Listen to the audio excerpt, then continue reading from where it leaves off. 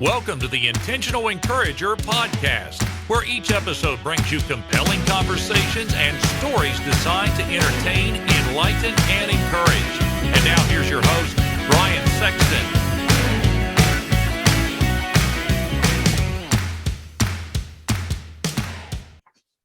And welcome into this special edition of the Intentional Encourager podcast, the People Buy From People series. I'm your host, Brian Sexton. Thank you for joining us again today.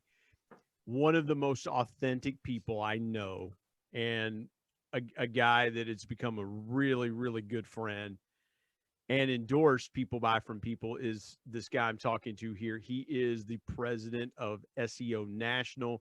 He is a member of the Forbes Business Council, a LinkedIn rock star. Shall I go on, or should I just shut up and introduce my buddy Damon Burton, who joins me today? How you doing, DB? No, stroke the ego a little more. Give it a little more. Well, there's only so much we could do here to incorporate your awesomeness into this thing. Yeah, I appreciate it. It's been fun. Chatting. I get on and I do my fair share of podcasts and networking, but it's always fun equally, to meet somebody like you, and behind the scenes, you and I have become pretty good virtual friends and chat pretty consistently, because that's the thing that I like about relationships is when you find those authentic people. Well, again, the reason that you, when I was going through the chapters and reaching out to people to do these podcasts, you just embodied authentic, because you're one of the most authentic connectors that I know. Your posts are really authentic and things like that. What drives you to continue to be authentic? The first answer that comes to mind is probably the opposite, is that I don't want to keep up the balancing act of being fake. It's like the people that tell the lies all the time. Like, eventually it's going to catch up to you. I don't want to keep track of all those things.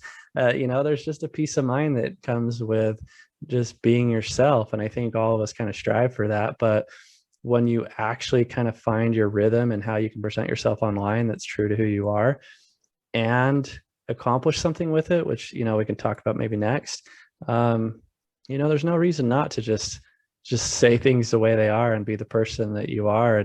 And maybe that segue into that other topic about the benefits you get from it is when you are more transparent, there's such a load taken off. But then as we maybe further talk about business in this conversation, it becomes monetizable.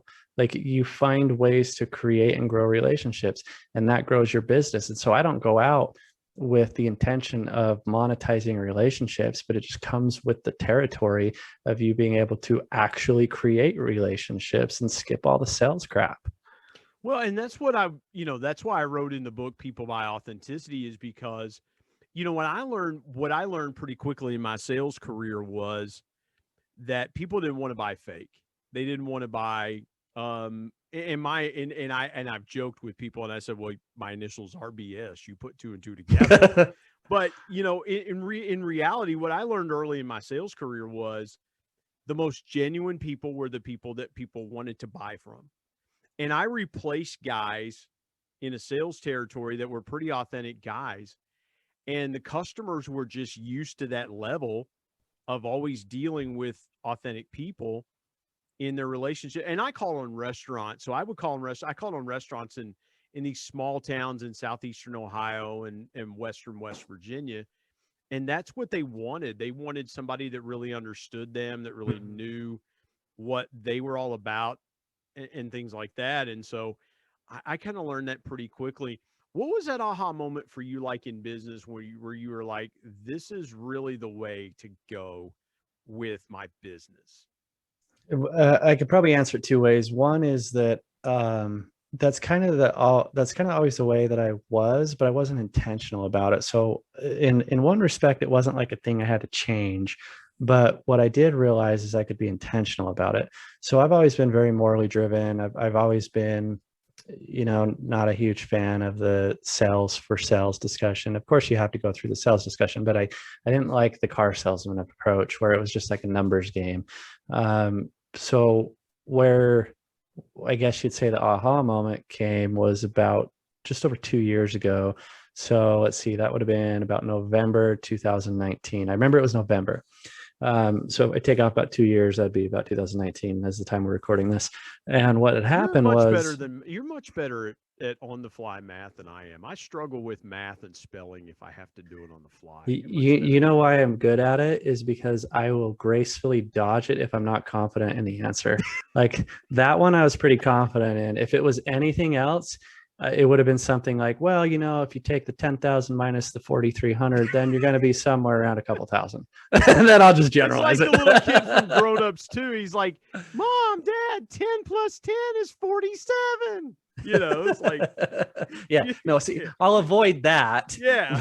I won't give a definitive answer, but I just won't give the perfect answer. Yeah. Well, no, the November 2019, was that, did you just come to that crossroads or did that moment? Because the reason I asked you that question is there's a lot of people that have that defining moment of I could go here or I could go there.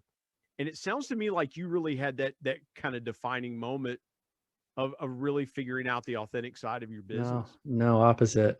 So what had happened was the whole social media thing was exhausting. I never fully embraced it. Well, now I do, but at the time up until then I hadn't.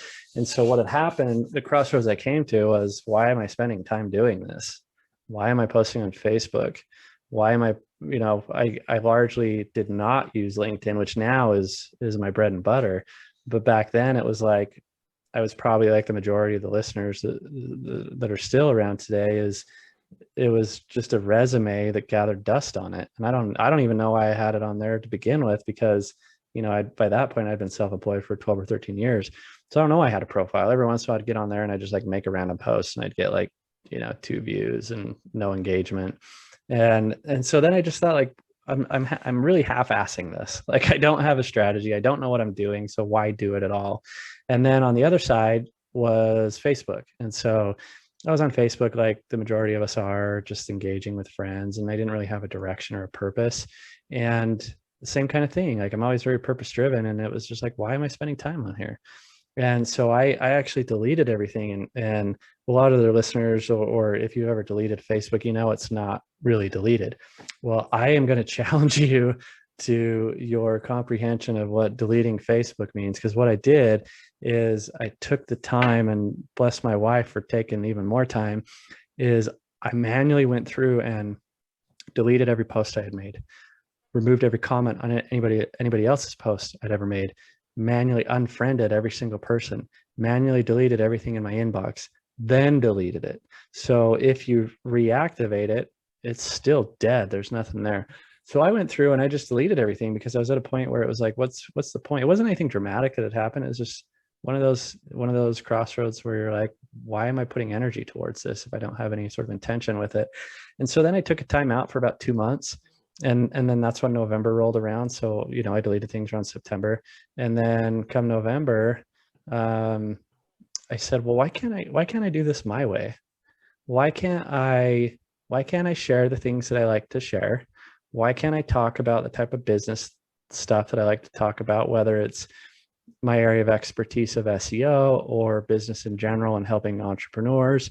And then why can't I marry that with talking about my appreciation for my wife or kids? But how can I also protect that line of privacy that I want? I don't want to disclose my kids' names. I want to talk about them, but I don't want to share their faces.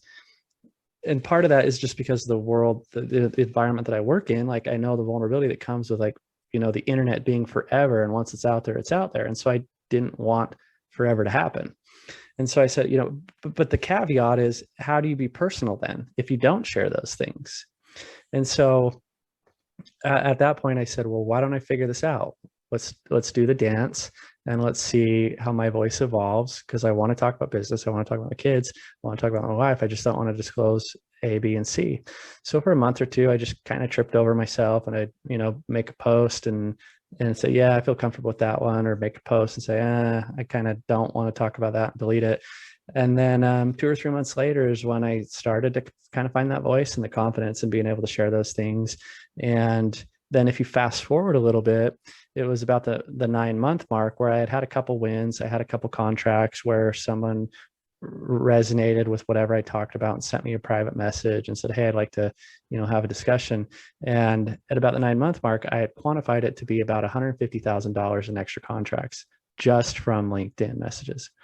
And so at that point I said, well, clearly this is working and is worth my time. And I haven't quantified it since then. And we're about 2 years into it, but it's substantially higher than that at this point. Yeah. And so for me, it's like, this is awesome because now I can get in there and I don't have to I don't have to be fake. I don't have to exhaust myself worrying about like, will this post work?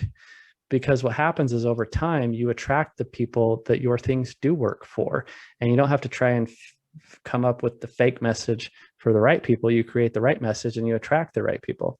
So there's just this huge peace of mind that comes with, not just, I think probably equally so the benefit of authenticity is just not having to keep track of all the fake stuff. Well, Damon, here's the thing that is so good, and this is what I know about you, is that if you had to make a choice, which I think I know where you're going to be on this, but I think so many people are so married to their social media platforms. Like if they don't post for like 6 hours, it's like withdrawals. Mm-hmm. And to tell them, hey, look, why don't you take a day off from social? That would be like asking them to come off caffeine or some kind of addicting substance. Mm-hmm. Yeah. And so why do you, in your opinion, you're the right guy to ask this. Why do you feel like people today are so married to their social media platforms? They don't know any different. I don't think they think outside of the box. I think that it comes with territory now. That's what they've been groomed into believing or seeing as normal. And I think that goes several layers. When people come to me and they're like, well, actually it's just a post I made yesterday. Like I was wearing, I don't know who's watching this on video versus audio, but if you're on audio, I got these little wristbands on. And they're these little support wrist pads, so I don't have to have the keyboard wrist pad for carpal tunnel. And so these just kind of move with me. There's these kind of like wearable wrist pads. And so I did a post yesterday. It was me wearing my wrist pads and me wearing my back posture brace. And the post was like, hey, can you tell me what's wrong with this picture? And I specifically angled it so you saw the wrist pads and the back brace. Yeah. And I said, A, is it these wrist pads that I wear for carpal tunnel support? B, is it my back brace that I wear for posture because I sit all day? And then after that, it was, I'm willing to bet that not a single one of you that are reading this cared about either of those. And so the reason why I point that out is like, I think that there's like this FOMO, like fear of missing out on social media, or there's like it's probably more that you feel like you're not relevant if you're not part of the conversation. And so it's just a necessity, like you feel like it's a necessity to be part of that conversation. But then where the anxiety comes from is, okay, well, I want to be part of the conversation, but how do I be the cool kid at the party? How do I get everybody's attention? Because I don't want to be the first to the party. I don't want to be the awkward guy. I don't want to be the weirdo. Yeah. But I need to be there. And so for me, if you take a step back, like I don't care. Now my desire to be on social media is more for the benefit of my audience. I like helping other people. Yeah. I like making an impact. I like networking and fostering relationships. Do I need it for my own stimulation? No. I'll put an asterisk next to that though. I do get addicted to the positive feedback though. Like once a week, at the minimum, every other week, is I get some sort of heartfelt message out of nowhere from somebody I've never met that read something at some point, whether it's a post the week before or like an article that I wrote like 2 years ago. There's always somebody finding something that I put out there that finally hit the right person. Yeah. And that's what I'm addicted to though. Yeah, I love that. Let's step aside, take a quick break. When we come back, I want to park and extrapolate a little more conversation about what Damon just said about being first to the party. And I want to pull some more conversation out of that there. This is the People Buy From People series. of the Intentional Encourager podcast with my good buddy Damon Burton. Back in just a moment here on the Intentional Encourager podcast.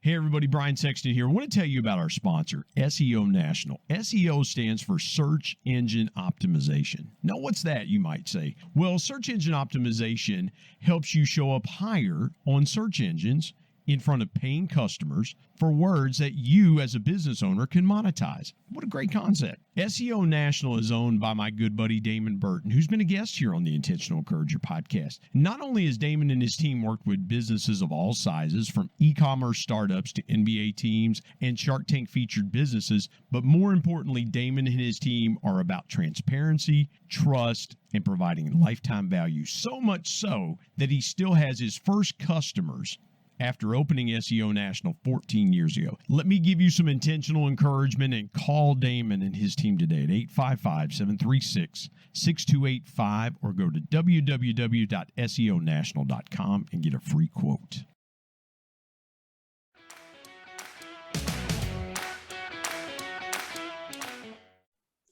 DB, I want to ask you this, man. You just said something really good there.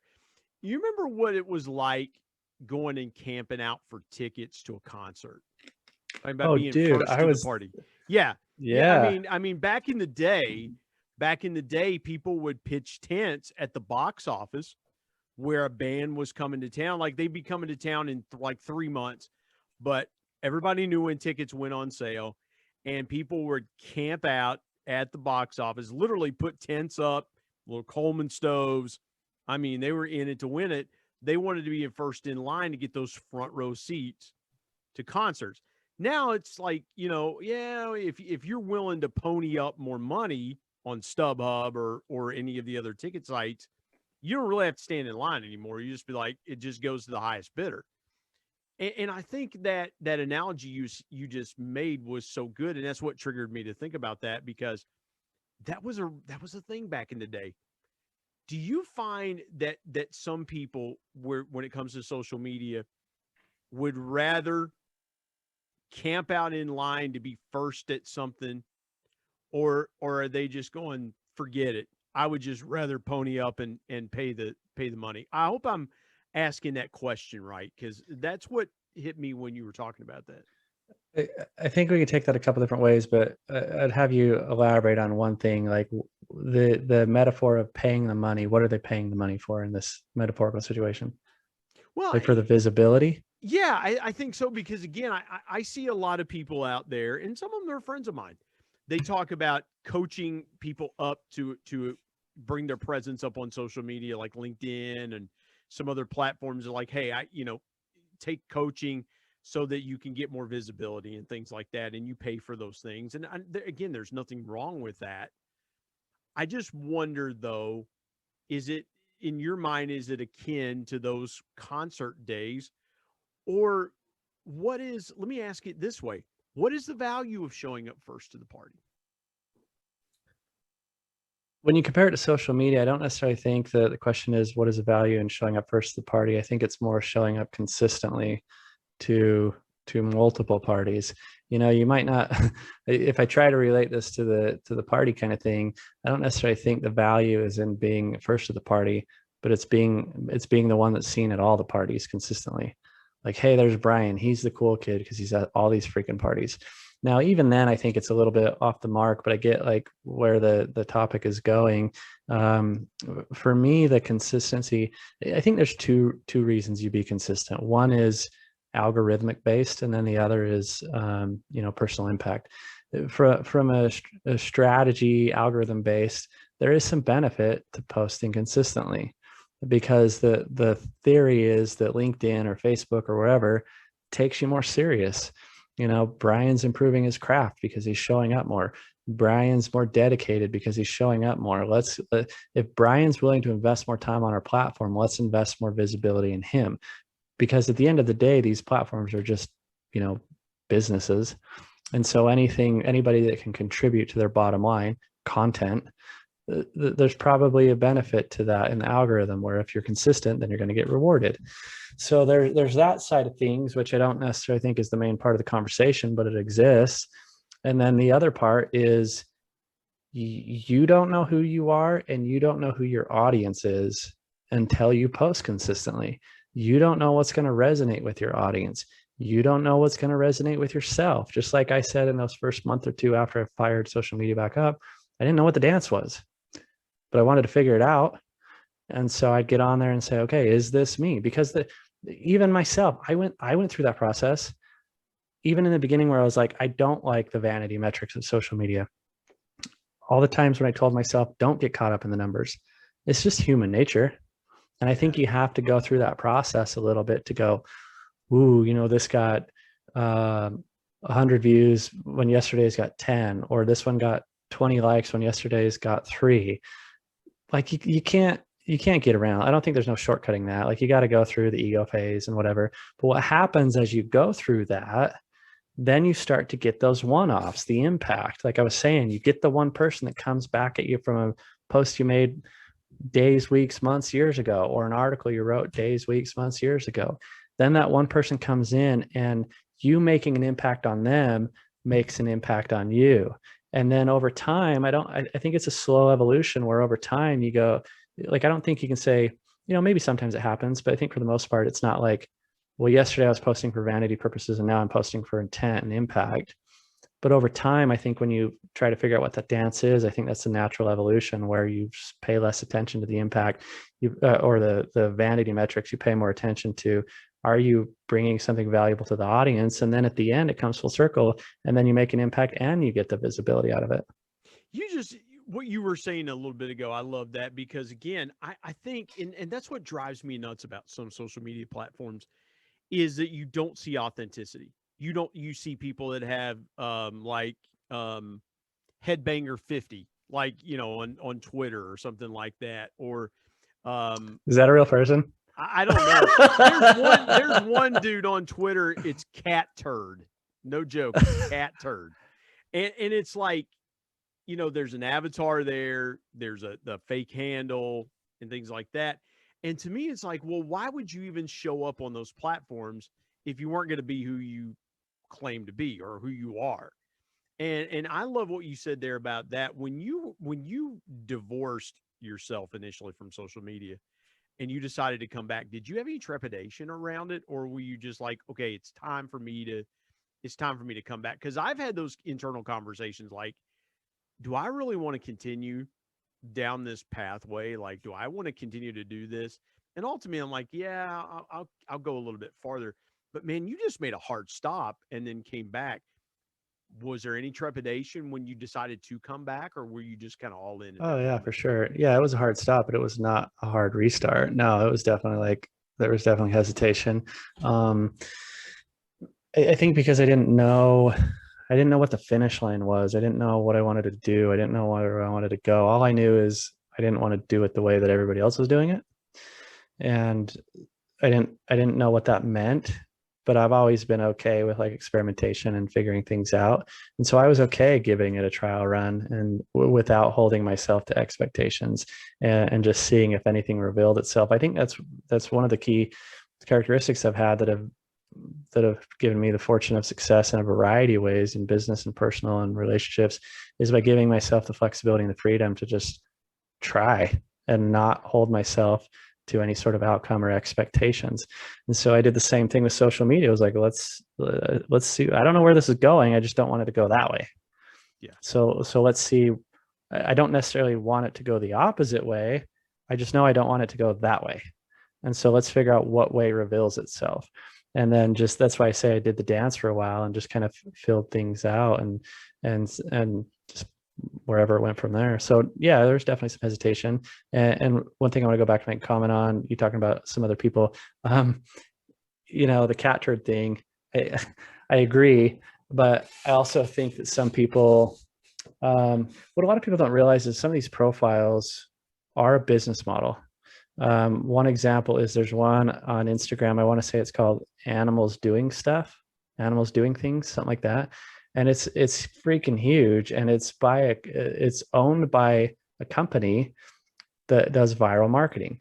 And all they do is come up with viral memes and images and things like that. And the way they monetize it is 1 out of every 5, 1 out of every 10 is sponsored content, because they just got millions and millions and millions of followers, that if they can make this ad fit the funny format of all the other cat turd stuff, then they can slide those in and monetize them. So I think that goes to say, at the same time, when you're on the opposite end of the spectrum, don't take everything so seriously.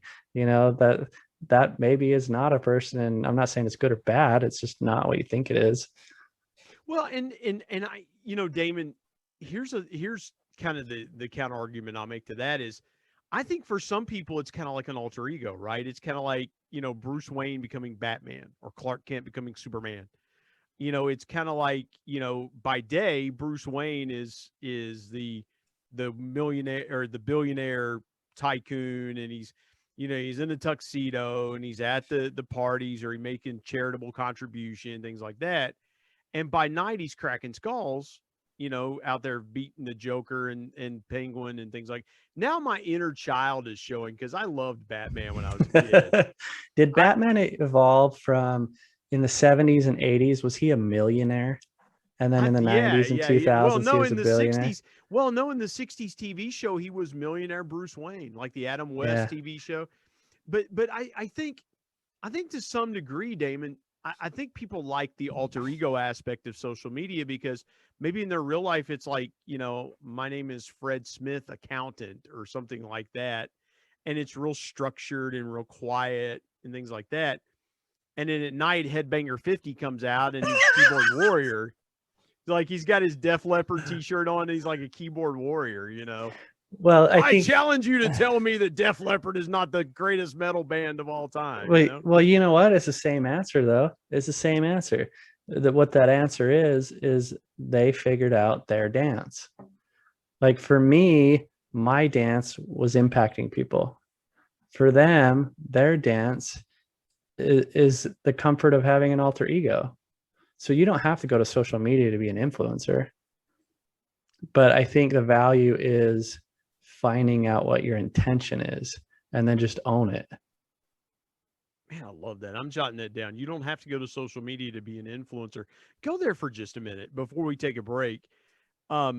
Because people think, and I've had this conversation with my son, he'll say, well, there are people making money on YouTube, and there's people making money on TikTok and Instagram and things like that. And I think every 18 to, maybe let's go a little bit deeper, 16 to 21, I'll say. I think they would like to go, man, you know what would be super cool, instead of going to college and racking my brains for 4 years and getting a degree? It'd be really cool to be a YouTuber and have people pay me millions of dollars to be a YouTuber. And I'm like, yeah, dude, do you know how small it's like making the NBA? Like, do you know how many people play basketball in high school and then they make it to college, and then they're really good in college, and then they try to make the NBA? And it's like, yeah, we're only drafting 60 a year out of these hundreds of thousands of people that are playing basketball. Like, the elite of the elite make the NBA. And I kind of look at it like that with influencers. Like, the elite of the elite are the ones that are making, as the kids say, making bank. And so I love that you don't have to go to social media to be an influencer. So expound on that a little bit. I have kids, 3 kids under 10. And so my 6 and 10-year-old more particularly are big YouTube fans. I'm going to take a little bit of a different position on it, though. Same answer, but different reasoning. The same answer is, in my mind, I won't verbalize it to my kids, but in my mind is like, yeah, the chances are slim. But I'm not going to, and I'm not saying that you do this directly, but I'm not going to put any doubt in their mind into what they can accomplish based on numbers. Now, that aside, I think the bigger hesitation for me to not, like, I'm going to tell them, like, do your thing, whatever. Like, I have the privacy discussions with my kids about YouTube. And so most of the hesitation in saying, no, you're not getting on YouTube right now is more on the privacy side of things, because, like I said, the internet is forever. But let's ignore that for a while. My bigger hesitation in, like, in somebody's interest, my kids, listeners, anybody otherwise, my bigger hesitation having somebody pursue that path is not the logistics of the numbers, but it is all the stuff that you don't see at face value. I'm not super privy, but I'm probably more privy than the general audience as to what goes into YouTube. And it's a crap ton of stuff. Do you know how long that 15-minute video took? 5 days. Yeah. You know, that is so much weight and obligation that you're committing to, because it's addictive. Like that is your entire monetization model is vanity metrics. It is the one thing that we've talked about that you don't focus on, but that is the business model for YouTube. It's views, it's vanity metrics. So now you have to go, okay, are you willing to commit to be the dancing TikTok Brian to sustain that? And how long are you going to do that? No. People might pay to see me like trip and fall, be like, I might become like seizure guy on TikTok or something like that. Like, look at this old man doing dancing. It looks like he's having a seizure, and it's me, just. Well, you know what? I actually just thought of an example I read in the last day or two was, the Ocean Spray cranberry skateboarding dog face guy. Yeah. So like he and this is wild assumptions, I could be completely inaccurate, but he found fame through that video, which is cool because it's just him. He's in his zone, like for all the right reasons it went viral, right? But now it's created an issue of sustainability, because just the other day I was reading an article about how he was offended that Stevie Nicks crushed his dreams. And what it was is because he wanted to convert and sell his video as are you familiar with what NFTs are? These big viral non-fungible token terminology going around. Are you familiar with that? A little bit, yeah. So the short answer is like basically it's a digital asset that you convert to like an identifiable virtual key. Okay. Yeah. So you are the official owner of this key, and this key relies on, blockchain and stuff like that. So it's identifiable, where you can see where if the key's been transferred and sold to somebody else. So now this guy wanted to monetize the proprietary, we'll call it key, of his video, and either monetize it or sell it or something. And Stevie Nicks said no. Rightfully so. It's her song. She doesn't have to justify. I'm not saying she's right. I'm not saying she's wrong. It doesn't matter if she's right or wrong. It's her decision. But now this guy has, like I said, I could be totally wrong and I'm making assumptions here, but at face value, it sounds like now we're running into sustainability issues. Now we're running into issues where how do I maintain this image or this lifestyle or the whatever part of this? Like, do you want to commit to that weight forever? And then let's say in 10 years, you're no longer the dancing TikTok guy. Well, sorry to tell you, Brian, you're that guy forever, because the internet is forever. Well, Damon, let me park here and then we'll take a quick break. Is that, Stevie Nicks and her people have the right to license use of that song. They don't have to license it in perpetuity. And they can go, you know what? Yeah, license is done because we own the song. We gave you a license to use it one time, and now we're pulling our license back. We don't want you to do this anymore. And really, I love what you said there. The dude was like, well, I'm upset that she wouldn't let me do. Yeah, it's her property. The song is her intellectual property, just as SEO National is your intellectual property. You own what you create. For better or worse, you own it. And so, I don't understand why people get offended by that. And so I love that example. Let's shelve this for just a quick moment and come back, take a quick break. And I want to talk about authenticity in business. Damon's the right guy to talk about it with. And we'll come back with more conversation here on this special edition of the Intentional Encourager podcast, the People Buy From People series. Back in a moment.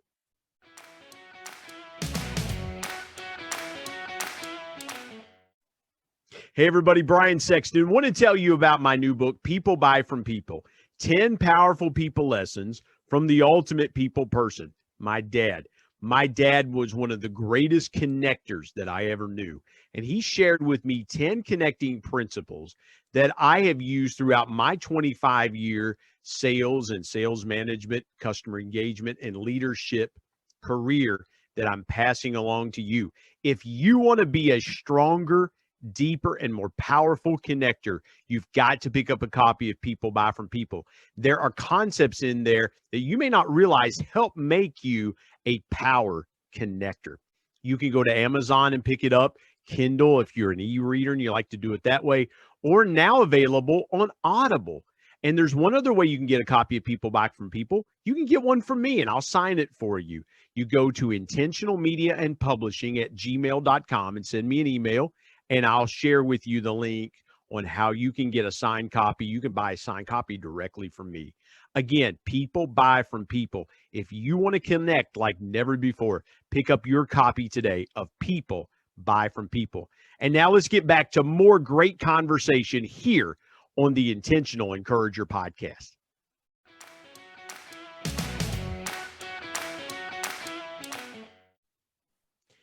Damon, that is so cool that you were talking about sustainability, because again, I think when you build these platforms, you got to build them to last, right? I mean, you got to build them to be there 4, 5, 6, 7, 8 years from now, and who knows what kind of iterations we'll see in social media.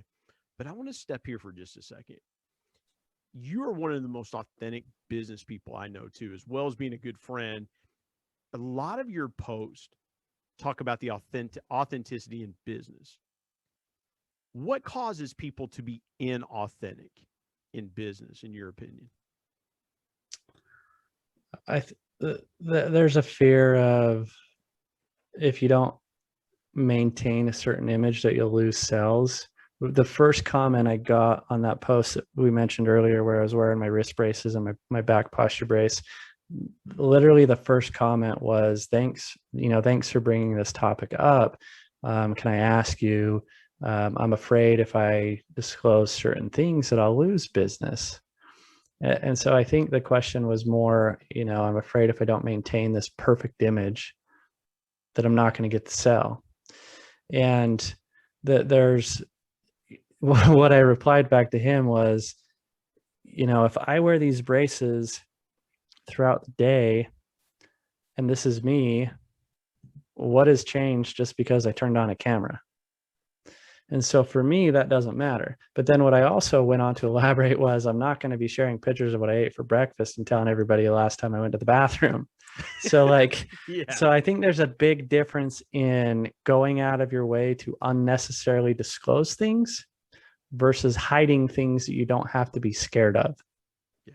And I think people confuse the two, that transparency means like going out of your way. Our friend Bunny, here's a good example. So for the listeners, Bunny is a business consultant that I've become friends with. And she's great, by the way. Bunny's a friend of mine as well through you, and she just really hits on some good stuff on social media as well too. Yeah, she kind of takes the same approach of just transparency. But one time, her and I were Marco Poloing. So if you're not familiar with what Marco Polo is, it's like a video app where you can just kind of send videos back and forth to your contacts, and then they get to it when they get to it. And so we were going back and forth about like authenticity, and I said something like, I sent her like a 5 a.m. Marco Polo, and so there's a 2-hour difference, so it was like 7 a.m. her time, and so I'm like fresh out of bed, I got the baggy eyes, I'm like still trying to wake up, and I'm replying to whatever her video was, and I said, Bunny, why I know you're friends, why you and I are friends, because there's nobody else that I'd get on camera with to look like this, fresh out of bed, whatever. Like I look like a train wreck, but I don't care because I'm not out to impress Bunny. But then Bunny comes back and says, we should do a podcast like that, like fresh out of bed. And I'm like, no, we shouldn't.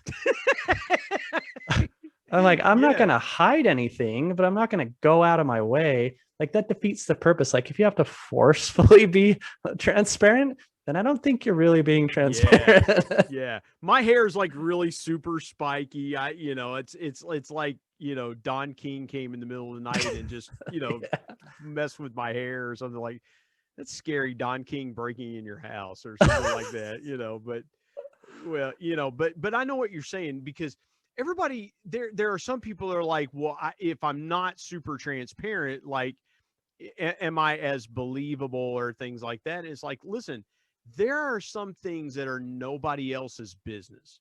Like it's nobody's business what I'm doing tonight. It's nobody's business what, I'm not doing anything illegal. What I'm saying is, You're making yourself sound guilty.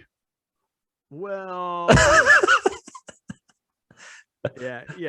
Well, I'm just trying to be authentic, Damon. What? Just, Why don't you talk more about what you're not doing tonight? Well, actually, for total transparency, as we record this, I'm actually going with my son's alma mater, their basketball team.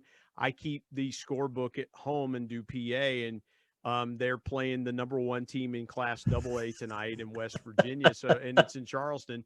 So I texted the coach. I'm like, "Hey, need a bookkeeper for night?" He's like, "Yeah, come hang with us." So that's what I'm doing tonight. So legit, but no, it's nobody's business how much money you make. It's nobody's business, what kind of car that you went and bought. Like, hey, we just bought a BMW. Like, big deal. Move on. Like some things are just not for public consumption, right?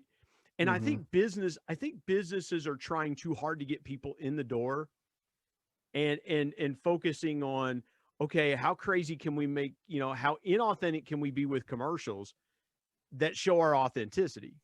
Yeah. And so that's why I wanted to ask you, let me go here for just a quick second. When you're working with a client and you talk to them about authenticity and transparency, what's some of the things you get pushback on from a client when they say, well, I want to talk about everything we do in our business, but that, and is that a red flag to you when there's something that, so when they hesitate on disclosing something on their end, or you bring in here's where I want to go with this, and forgive me for not asking the question correctly. You present to them a marketing idea, you present to them a plan of how they can use SEO to their advantage.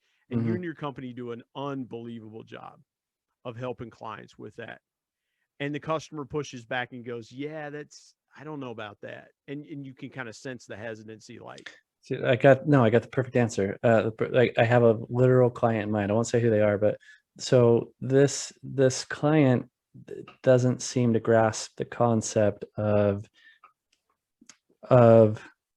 they in their mind, they verbalize that they understand the concept of transparency, because part of what we do is we go, okay, let's figure out, okay, Mr. Client, we've identified through research that talking about these topics would be valuable to your audience. So then they're like, okay, yay, let's get the traffic and the money, go team. And then we actually produce the content and they're like, whoa, we can't give away the answers. What if they just take that and run? Won't we be losing? Won't we be stealing business from ourselves? No, the total opposite. Because there's three types of consumers, content consumers. So you have the content consumer that is going to take your advice and run. Fan-freaking-tastic. Let them run, because they were never your client to begin with, and you just helped somebody.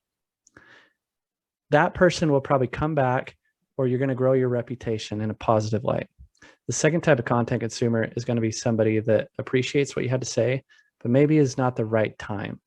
But they'll either come back later or they'll refer somebody. Sweet, we're 2 for 2 on the wins. The third type of content consumer is going to be the people that say, Brian, take my money. So like you can't lose by disclosing this content or just sharing all your advice. So the issue that I run into is, fortunately not too often these days. Most time we get somebody that gets on the phone with us, they're familiar with what they're walking into. But every once in a while we get somebody that we run into that where we have to kind of educate, like, no, what you are trying to prevent in losing a sale, you are causing the loss of a sale by being fake or by being sales pukey. Like none of us want to go to a blog and read about like, here's how you do this thing. Sales puke, buy our thing, call us now, we're the best. Like you check out immediately. Yeah. But where people stick is when they're like, hey, we want to share what we did and here's how it happened. And like, here's the positive, here's the negative.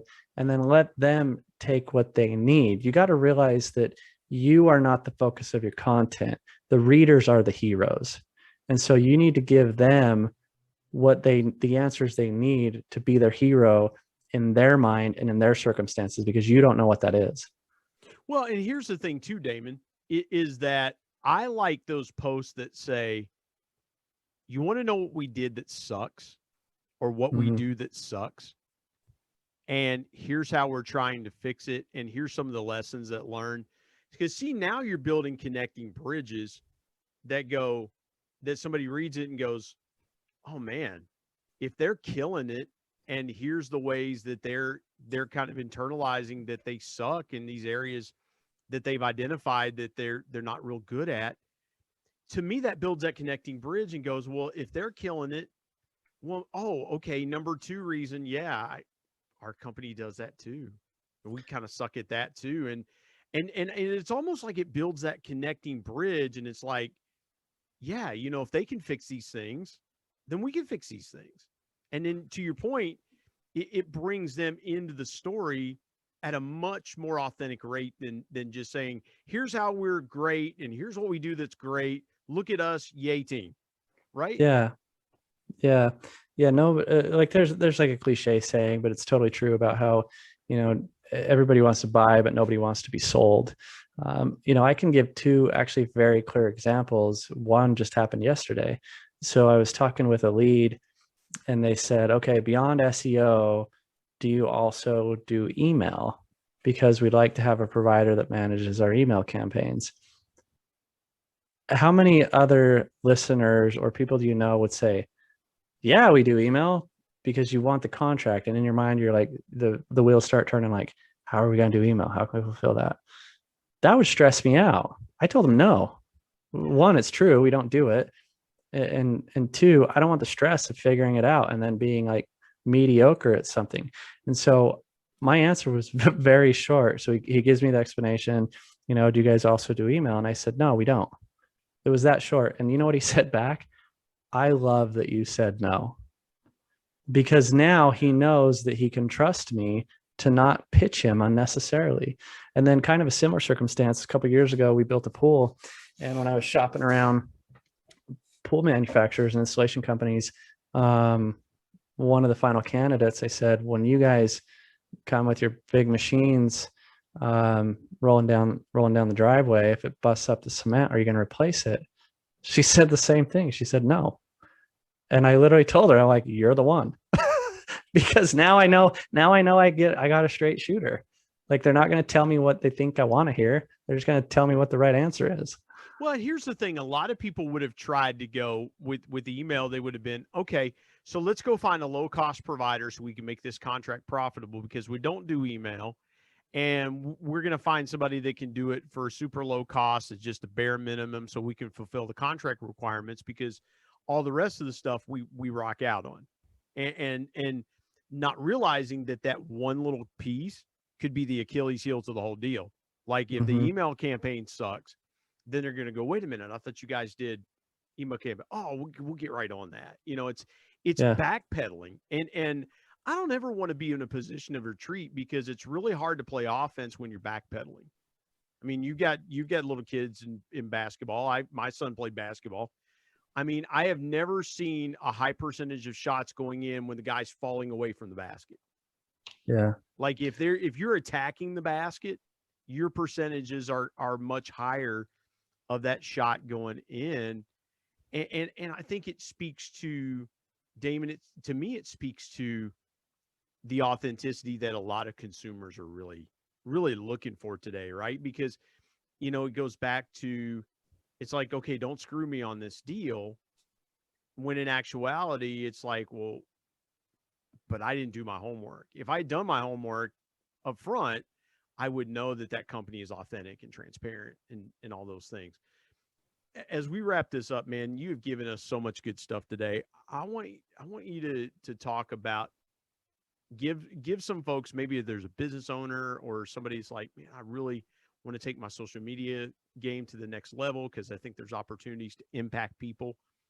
What's your biggest piece of advice about authenticity, or your biggest piece of intentional encouragement around authenticity? Well, I think from a consumer standpoint, as you're shopping those things around, just ask, an example in my situation is if somebody says they want to shop around SEO, I encourage them to. I'm not going to fight for a sell, because if I fail to clearly communicate why we're the better solution, then that's my bad, and I'm not going to go beg for a sale. But at the same time, I think there's value in having somebody go see how transparently the competition communicates. More often than not, by far the majority of those leads that I say go window shop, yeah, go do it, they come back, because what they run into is they run into the sales pitches. They run into the conversations where something's just not quite right. And so for the consumers, I would say just ask questions. Like an example would be in the SEO space. If somebody comes to me, or if I encourage them to go window shop, I tell them to ask about how they're going to fulfill the campaign. You don't have to care so much about the intricacies of what their answer is, so much as that they gave you an answer. Did they give you a clear answer, or did they give you a vague response? Did they give you specifics? You don't need to care what the specifics are, but did they give you specifics, or did they say it's proprietary and they can't tell you? So just look for those clear points of communication. And then on the other side of things, as a business owner or a service provider, why do you want to carry around that weight of having to have a fake representation of who you are or what you do? It's so much easier to just be transparent about the things, and it's going to increase your sales. You are making things harder for the opposite reason of why you were trying to do those things. Man, dude, that is so strong. And again, at some point the jig is up. Like it reminds me, and I'm not trying to drag out the conversation, but it reminds me of people that break out of prison, and then they like take on these false disguises, and they're running from being captured, knowing that one false move could be, okay, I'm going back to the pokey poke. And it's like, why did you break out of jail in the first place? That's so much stress. Just thinking about that is so much stress. Yeah. And it's like, okay, you got to alter your identity and all this stuff like that. I mean, it's like Shawshank Redemption all over again. Like you're digging a tunnel with a spoon, just to get free. It's like, just serve your time and then you'll be done. It's just not worth it. Yeah, I mean, with that as on a positive metaphor, same thing, but just serve your time in the respect of do things right, build up your product or service the right way, do your dance and figure out who you are and what you offer the right way. Serve that time, so then that you have the freedom of choice after to say yes or no to a client, or to properly communicate to a client, to realistically set expectations to a client. I am totally confident that there are faster ways to make that initial buck than this way, but they are not as sustainable. No, I love it, man. I love it. That's so good. Hey, tell the folks how they can get connected with you if they're not connected with you on your various and sundry social media platforms. LinkedIn is my platform of choice. Just search my name, Damon Burton, Burton. And then SEO National is the company, and freeseobook.com if you are wanting to learn SEO. Guess what? Same thing. There's no sales pitch on the landing page. You get it for free. It took me 2 years to write the book, and you can have it. Yeah. And full disclosure, a sponsor of the Intentional Encourager podcast, which I've loved the back and forth, and it's so cool every week when I'm putting the videos and the audio together to have your support and SEO National support. It's awesome. And man, I appreciate that. I appreciate you. You're a tremendous friend, and I appreciate you endorsing the book and just always being a good resource, publicly and privately, man. Thanks for joining me today on this special edition of the Intentional Encourager podcast.